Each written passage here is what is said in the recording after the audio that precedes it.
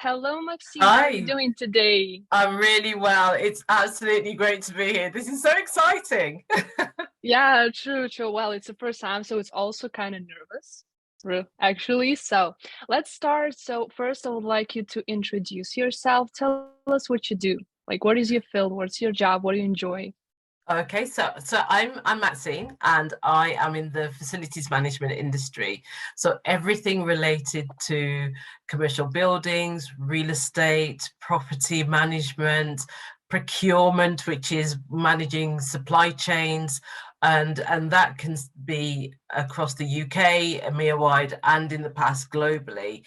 So I have been in this industry for, it feels like a long time, well, nearly 30. I'm coming up to 30 years in the No, it is a industry. lot. 30 years is a lot. So and even now, today, I am just so excited to still be part of this really vibrant industry.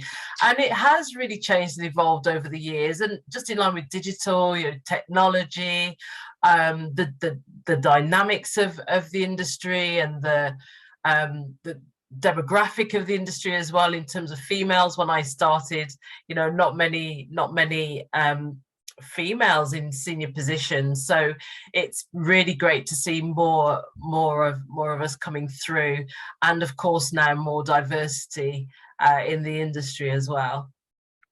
Wonderful, wonderful. Actually, yeah, since I'm only 23, I can hardly imagine what it was like 30 years ago when you were just starting. You weren't even born. Oh gosh. All right, so let's start with my first question. Since we're like a soft skills mentor platform, I would like to ask you if you had any super skill, even soft skills, how would you use this to kind of, advance your field? So in terms of skills, I would say influence. So when you look at the different types of professionals at all different levels, so C-suites, directors, right through to operational, the power of influence is quite important, especially when it comes to, if you're solutioning, you're looking at change management. So I do a lot in the space of what they call mobilization and transition, and that's really implementing contracts, but with those contracts comes a level of complexity, in that you have legal, you have commercial, you have operational, you have the sourcing procurement element, help desk, and there's lots of components that you have to juggle when you're leading on a transition. So having the superpower of influence to not only resolve issues, but also to engage, especially when it's new employees that are coming across to work in a company, or supply chain that you've never engaged before, and building that rapport quite quickly to get things done. That's what I would So you have want as to my be like superpower. Tony Robbins self sorting or something, facility management. Hit Wonderful. yeah, yeah, for sure. All right. What is actually, I'm not really familiar with the field itself, so it's really interesting for me to hear, but what is that biggest misconception about your field that you would like to dispel? Is there something that you can think of? There is. So going back to the, not even so much the earlier years, but even now, um, and I'll use the analogy of a car. You buy a new car. Hmm. You then maintain and service that car, so it doesn't break down, or that you check the tires, you do the oil. And one of the misconceptions in facilities management is around, when you're managing a building, sometimes if it's not broken, well, why do we need to invest? Why do we need to spend money on maintaining it, on um, the services, and the upkeep of the building? And sometimes a client might look at the cost of that and say, oh, that's quite preventive, and being proactive is quite expensive. But it's no different to you having your car. You're paying for your car, the maintaining of that car, so it doesn't break down, so it keeps going, and you have the longevity. So in facilities management, that's what we're like, having robust maintenance regimes, inspections, audits and servicing, means that you're protecting the life cycle of that building across all of the different services and the components that make up that building. So that's what I would say. To dispel that myth, yes, you need to invest and think proactive, not reactive, because reactive is going to end up costing you more when it breaks. It's a great point. Oh my God, it's only been 11 minutes, but I've already learned so much. I would like to ask you, what is the most interesting like dream or vision that you've ever had that relates to your field? You can be creative, super creative about it. Anything. Okay. Nobody has done before.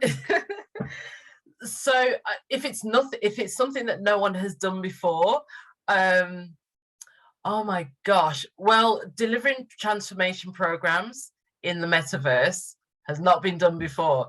So absolutely. So the mobilization and transition. So I have mobilization mastery as a brand, and that is all about everything to do with that change process from end to end and understanding it.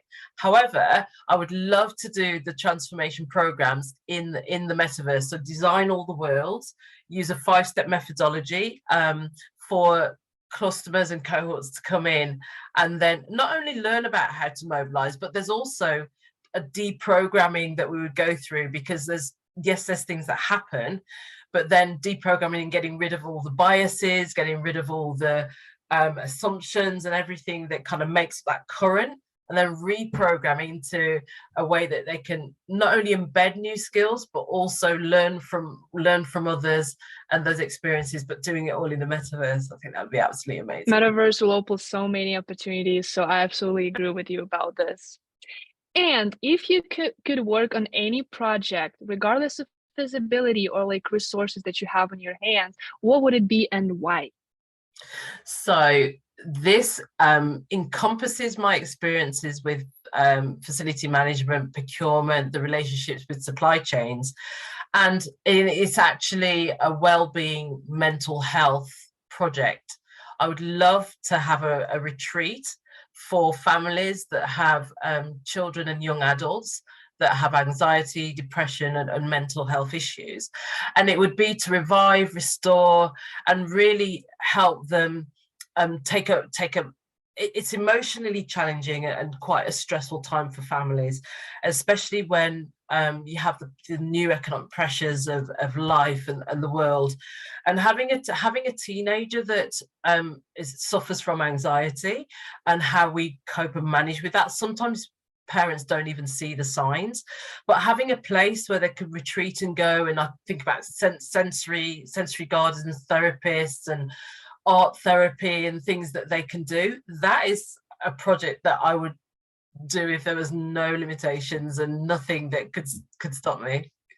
I actually agree about that too. I feel like everyone is talking about, mental health in a workspace and everything, but barely anyone is actually doing that. And I see people, especially like my generation, we're really struggling to find our place. It feels like in this hectic society of, working 24/7, it's so hard to find this sweet spot of actually like staying human, not just the work rat or something like this. You actually have to stay human to be productive, to be inspired, and to actually thrive in your own field. So I absolutely agree with that. This is a really good initiative.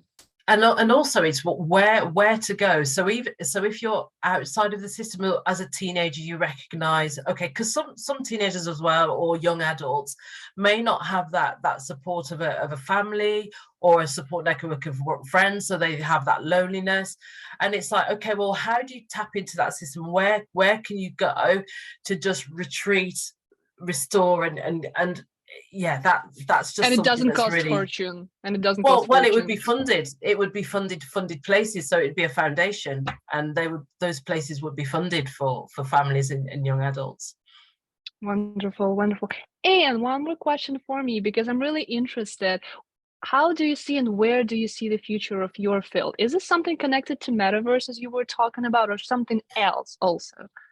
So I would say that technology in our field is really big right now, and is starting to come to the fore of many discussions.